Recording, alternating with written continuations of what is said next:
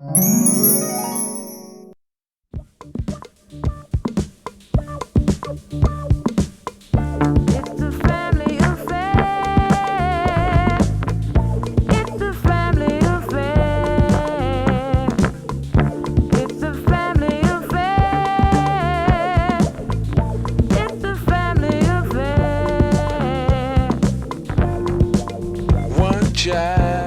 grows up to be somebody that just loves to learn, and another child grows up to be somebody you just love to burn. People don't always marry the everyday.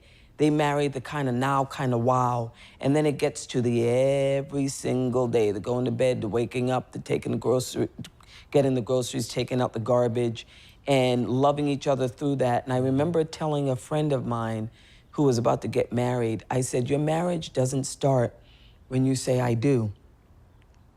Your marriage starts when you look over at your partner and you want to kill them. You looking at them going, for seconds or sometimes minutes or longer, you're thinking, I cannot believe I married this human being. They are driving me crazy. And then the next minute you say, I love them more than anything and I'm sticking with it. Marriage is a commitment. Mm-hmm. And people don't understand what commitment means. It's like our profession of acting. You see someone after 20 years going, oh, you know, I want to get out of it. You know, I'm rejected all the time and it's hard. And people say I'm not cute enough or I'm not this, and you get angry. It wears away at your spirit. But when you go through all of that, one of the things you have to remember is commitment is total. That means even with the hard times or whatever, the agreement that you made that you're gonna stick with each other means that even when it gets hard, you almost die to yourself when you get married.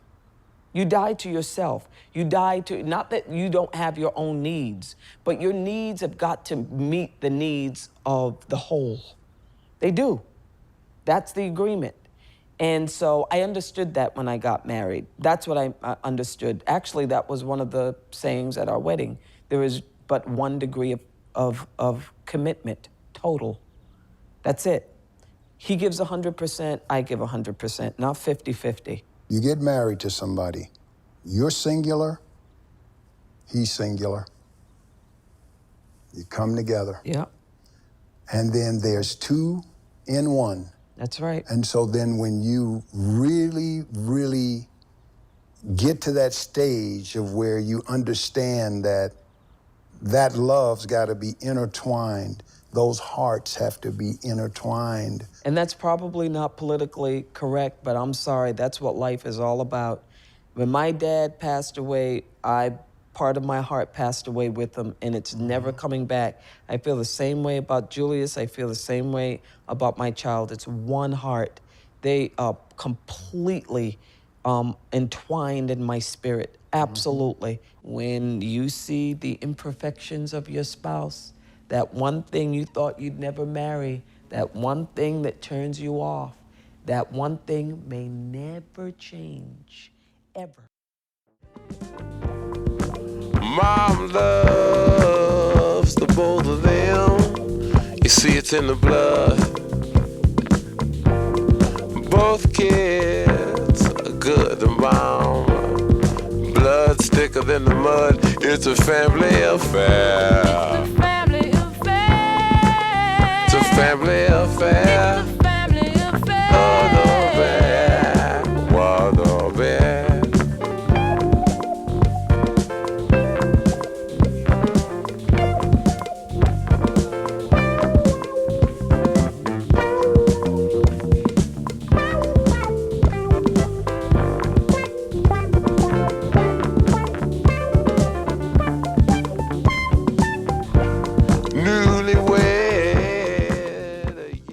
I always tell people you have to blend this thing seamlessly, because you can blend your family, but sometimes you can tell, nah, that's not your kid, because that's not your kid, because the way you treat them. She made sure that we blended this thing where it was seamless. So if you were sitting in the house at the table, You didn't know, okay, you're trying to figure out which kid is, because I don't know, because if she's going to yell at one, she's yelling at all of them. Right. If she's giving one, she's giving all. I introduced our oldest as my stepdaughter, and she was like 8 years old. I'll never forget this. And we got in the car and we were driving, and she was like, Mom, I was like, yes. She said, can you do me a favor? When you introduce me, can you just introduce me as your daughter and not, your stepdaughter? And I said, that'll never happen again. And that's never happened again. And now people don't know that she's not my biological daughter, because I feel like she is, because I was there when she was born, even though she didn't come out of me. But I feel like she's mine. You can't convince Portia this is not her mom. So it's like we really have a tight bond with her being not my biological baby, because I feel like she is. So I feel like it's important for the mom or the dad, whoever is the baby is coming in. Take that word out, because you know all the negative stuff that comes along with it. Just take it out. And I'm telling you, kids, I was talking to a gentleman at the store the other day, and it's just like, yeah, this is my stepson. I say, try just introducing him as your son. And it hurts me to hear it, but it's very important that we pay attention to what our kids are saying, when it even comes to the family being blended together, and you want it to be seamless.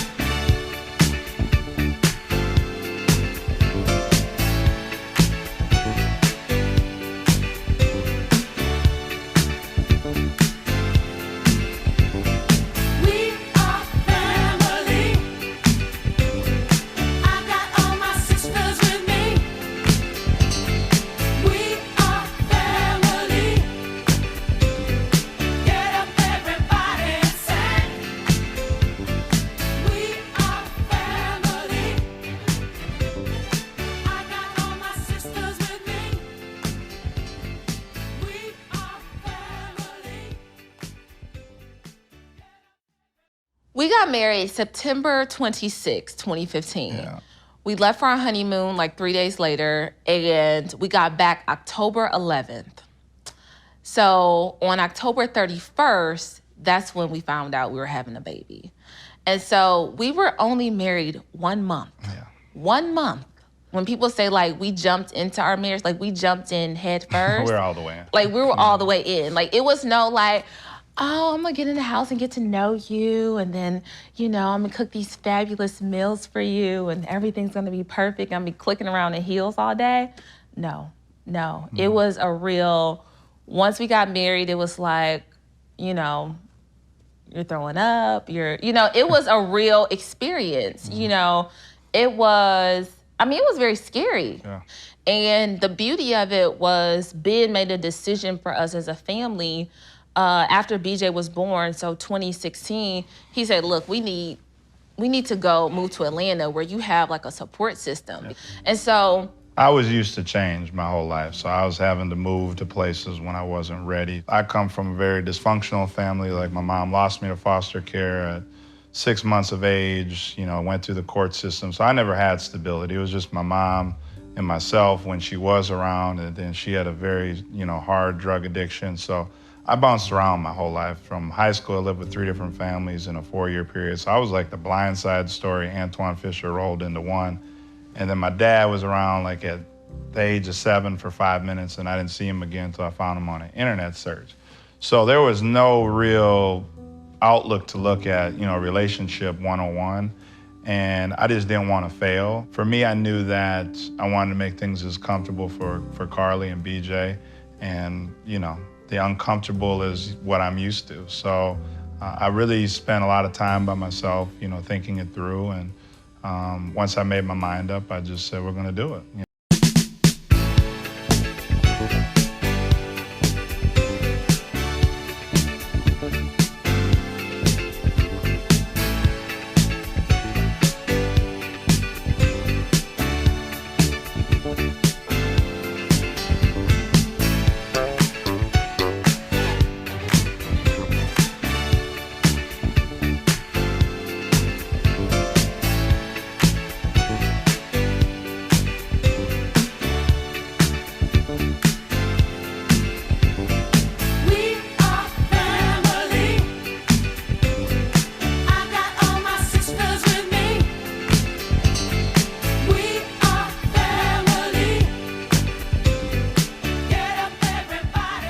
used to tell me Kyle was defiant. What I recognized a long time ago is that defiance is what gets young black men killed, because the most young black men who are in prison have learning disabilities. They are dyslexic in some way, audio or idio. They can't hear or they can't understand their process. 85% of men in prison. So to somebody of a different culture, somebody culturally different, that may seem mischievous, or he dances to his own beat. Right. When it's our culture, somebody gets killed. And I knew right away that I would have to prepare him for a world that wasn't like the world she wanted for him. Like she was. I was a coddler. And I was like, and he's like, get in the game. I can't let him do this, because it will cripple him. It'll be. You could literally get your son killed by not getting him ready for a world that won't see him that way. So I think for a lot of his existence, a lot of his growing up. Okay.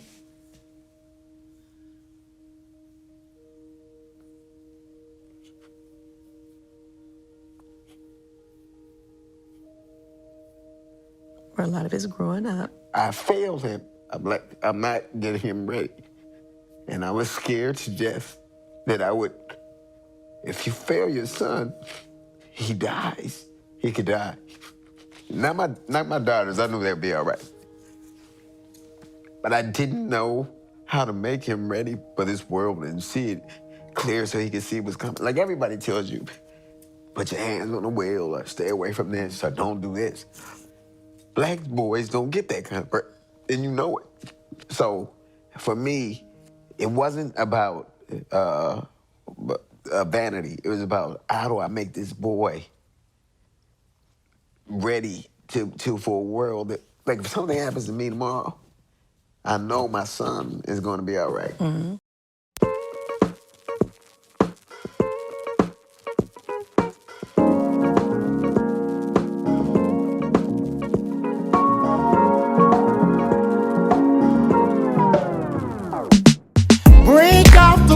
And the drinks, it's gonna be a party. Turn up the music real loud, invite everybody. Go right ahead and smoke and play some cards, just make yourself at home. It's okay to take somebody's hand and get your groove on. We're all up in here, jamming couldn't be better. I love to see my people come together, talking about friends